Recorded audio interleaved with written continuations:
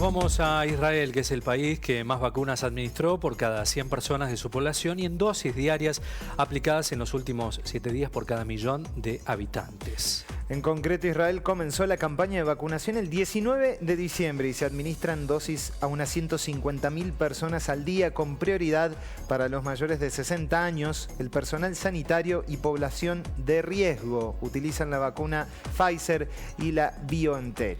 Nos vamos directamente a Israel para hablar de la situación, de esta excepción que tiene Israel de destacarse en el mundo por la organización, con Gabriel Mentasgal, periodista desde allí. Hola Gabriel, ¿cómo estás? Bienvenido, muy buenas tardes. Bienvenido Gabriel.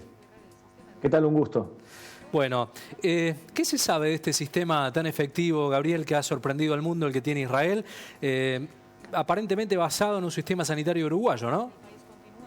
No, al revés. El sistema uruguayo se copió el de aquí, tiene unos cuantos años de diferencia. Más o menos es producto de los años socialistas de este país. Bien. Durante muchos años este país fue muy, pero muy socialista, y lo que es cuando tú tienes un sueldo de tu trabajo, te van a quitar del 3,5 al 5% de tu sueldo, y tú vas a poder decidir a qué de las 4 aseguradoras médicas le vas a dar ese dinero. Pero no puede ser que ningún ciudadano puede quedarse sin seguro médico. Y por lo tanto, la aseguradora tiene tu registro personal, las enfermedades que tuviste, y te da esa sanidad primaria. Cuando van a vacunar, te avisan. Tú estás en el rango de posibilidad de vacunarse, ven ya a vacunarte, tienes turno mañana, por ejemplo. Bien, ¿cómo han vivido la etapa de COVID el año pasado?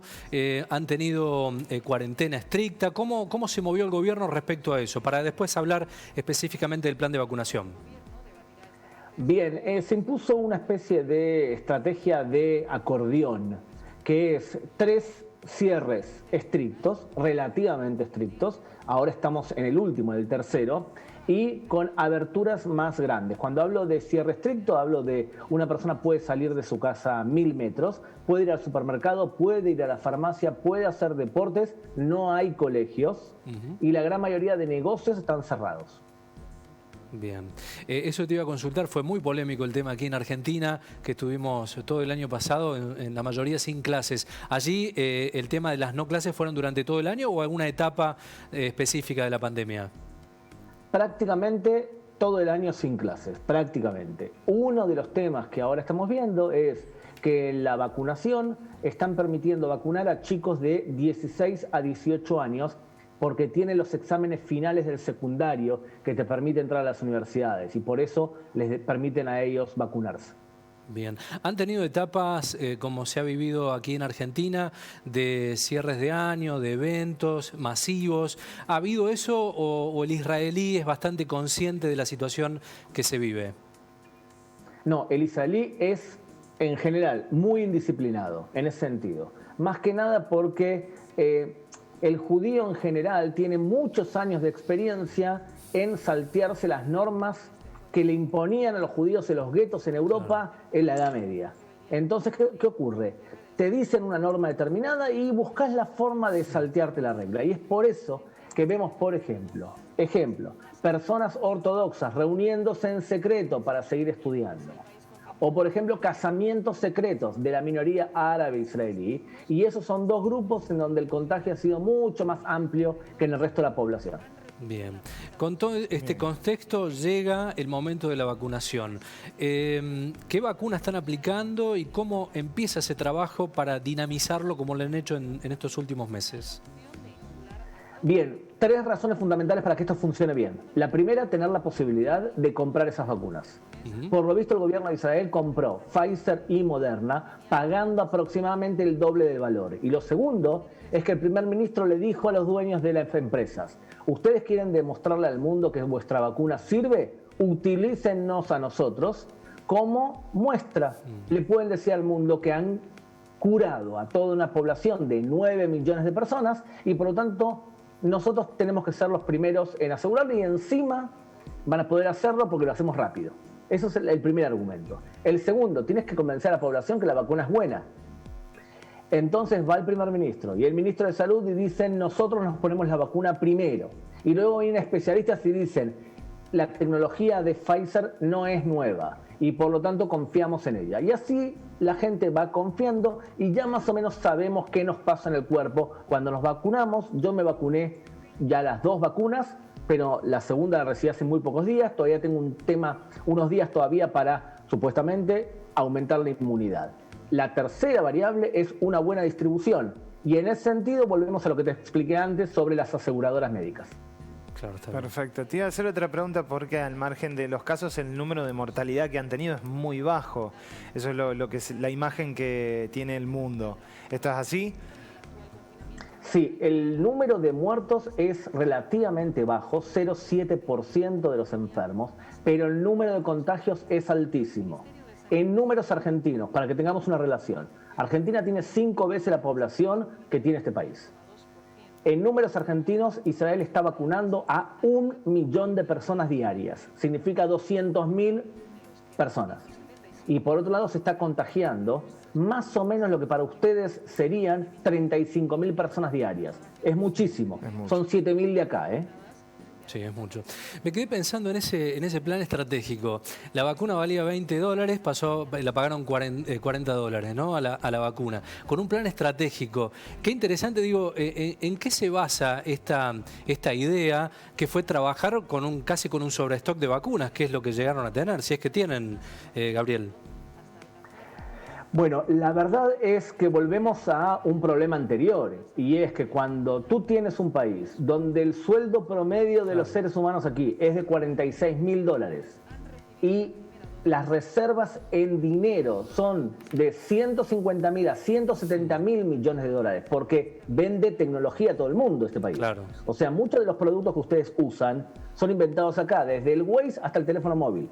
Entonces, evidentemente, se ha transformado este país en un país que puede permitirse el lujo de decirle a Pfizer, les pagamos la vacuna. Ahora, la contracara de esto, y no quiero no quiero que suene feo en Argentina cuando están luchando ustedes por conseguir las vacunas para todos los pobladores, pero hoy, por ejemplo, las aseguradoras ya piden que todo aquel que quiera vaya a vacunarse a cualquier edad. Sure. Y eso porque tienen miedo que las vacunas queden y no las usen en la totalidad. Hay ciertas reservas de la edad de 30 a 40 años para vacunarse y por eso abren el mercado a todos. Todo el que quiera puede vacunarse hoy. Bien. ¿Hubo gente que se resistió a vacunarse en Israel? Sí, algunos grupos y algún tipo de teoría conspirativa siempre circula. Por ejemplo, mira el detalle, entre las maestras y maestros, un porcentaje menor que el resto de la población no se había vacunado por algún tipo de temor. Entre la minoría árabe de Israel, entre la ortodoxia judía, tampoco había una cifra menor. Entonces ahí tienes casos que, por supuesto que hubo algún tipo. Lo que pasa es que como somos un país pequeño, claro, si alguien se vacuna, enseguida te enterás si le pasó algo. O sea que corre rápido la bola. Claro. Gabriel, el tema fronteras, ¿cómo lo manejaron? Mira, se cerró la frontera del país tarde, bastante tarde. Entre otras cosas porque se firmó un acuerdo de paz con Bahrein y con Emiratos Árabes, y como querían que la población israelí vaya a Emiratos Árabes, así se fomentaba la paz, durante mucho tiempo quedó eso abierto y viajar ahí, imagínate, te ibas 7 días a Emiratos Árabes Unidos pagando $400, la gente estaba muy feliz, claro. Entonces volvían con un montón de mutaciones, entre otras cosas. Se cerró tarde. Y además hay otra entrada, y es que 80.000 palestinos trabajan día a día en Israel. ¿Cómo haces para cerrar Claro, el paso no hay de toda la población palestina? Y además, si los palestinos no trabajan, ¿cómo hacen para alimentar a sus familias? Claro, claro. Entonces sería una crisis general. Es medio problemático cerrar las fronteras totalmente. Sí, totalmente. ¿Cómo es la campaña sanitaria de vacunación? Así. ¿En qué sentido? ¿Cómo se ejecuta? Sí, exacto, sí. Mira, ¿te acuerdas que yo te dije que cada aseguradora tiene tu ficha personal? Primero fue vacunar a personas mayores de 60 años y ya se vacunaron aproximadamente al 90% de esa franja etaria. Luego bajaron a 50 y a los docentes. Luego bajaron a 16 y 18 años y soldados. Y hoy está libre. O sea que se calcula que más o menos para marzo debería estar buena parte de la población vacunada. Bien, un dato realmente muy interesante. ¿Cómo fue tu experiencia, Gabriel, en la vacunación? ¿Se vacunó tu familia? ¿Te vacunaste vos solo? ¿Cómo fue ese tema?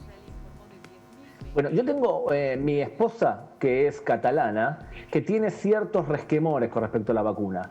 Entonces, más o menos, no le quedó otra de vacunarse, se tuvo que adaptar a pesar de que no quería. Claro. Fuimos los dos a vacunarnos y fue un dolor durante 2 días en el brazo.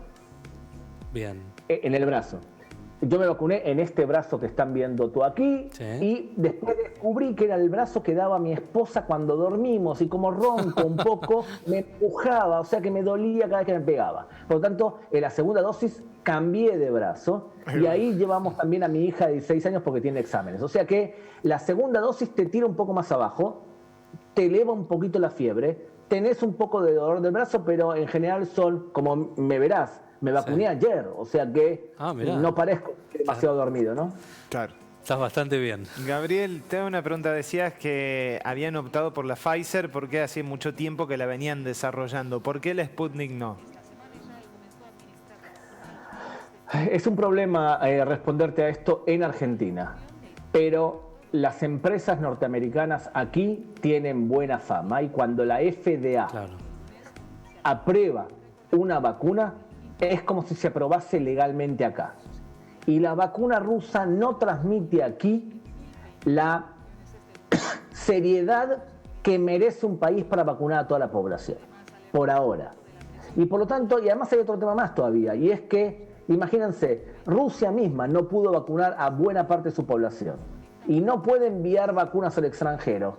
No puede esperar Israel hasta 7 o 8 meses para poder recibir esa vacuna. Si realmente el gobierno quiere cuidar a su población, hay que vacunar con una vacuna que tenga buen nombre y que sea de fácil acceso, en este caso Pfizer y Moderna. Bien. Te cambio un poquito, allí está el Muro de los Lamentos. ¿Cómo se han movido el poco turismo que ha habido y las congregaciones allí? ¿Ha habido protocolos? Sí, pero se han cumplido relativamente. Por ejemplo, tú sabes que en una casa judía hay una especie de bendición en la puerta, que una persona judía cuando entra a su casa le da un beso con la mano. Besas tu mano, besas ahí la bendición, y se llama mezuzá, eso. Muy bien, rabinos prohibieron besar la mezuzá porque era una fuente de contagio. Y lo mismo en el Muro de los Lamentos, se separaron personas de alguna manera, y en el Santo Sepulcro exactamente igual, e incluso en el Monte del Templo de las Mezquitas. Hubo medidas de restricción, se cumplieron relativamente en épocas con mayor eficiencia y en épocas con menos. Turismo, poco y nada. Claro. Hablabas de la vacuna, la inmunidad. ¿Qué tiempo dura? ¿Se sabe, Gabriel? No, de hecho el papelito que me dieron a mí es así. Te dan 2 vacunas y los resultados por ahora son los siguientes. El Hospital Shiva de Tel Aviv, un hospital bastante creíble, dice lo siguiente: cuando te das la segunda vacuna, a los 10 días ya tienes 6 veces más o 12 veces más de inmunidad que si te hubieses enfermado y curado. Significa, no cabe duda que la vacuna funciona. Entonces, el problema es si responde a todos los tipos de mutaciones. Claro. Por ahora parecería ser que Moderna ha dicho que la sudafricana funciona, Pfizer dijo que la inglesa, que es la que está pegando más fuerte acá, también funciona, pero el documento que me dieron es que funciona durante 8 meses. O sea que no sabemos si vamos a tener que volver a vacunarnos, si vamos a tener que vacunarnos por tercera vez, y realmente cuánto tiempo dura. Hay un montón, como ustedes sabrán, de temas que no quedan claras con esta epidemia. Totalmente. Gabriel, lo último para despedirte, lo económico, ¿en cuánto ha afectado la pandemia allí? Ha afectado, el gobierno ha tenido que gastar muchísimo dinero en subvenciones. El endeudamiento nacional pasó del 3% del presupuesto nacional al 11%. O sea, el gobierno ha gastado mucho dinero. Pero tengan en cuenta, la contracara de esto es que este país es muy tecnológico, se venden cosas de tecnología a todo el mundo. Por lo tanto, si tú vendes tecnologías y vendes proyectos tecnológicos, puedes continuar desarrollándolo en un garage de tu casa. Claro. O sea, puedes seguir trabajando, porque no es que necesitas trabajar en un ambiente en tu lugar de trabajo. No es que ha cambiado tanto la forma de producir cuando tú puedes seguir produciendo desde tu casa. Bien, bien, bien. Bueno, Gabriel, ha sido muy, muy amable, muy gentil. Espero que te podamos volver a comunicar. Muchísimas gracias. Gracias, Gabriel. Un abrazo fuerte, cuídense, por favor, cuídense.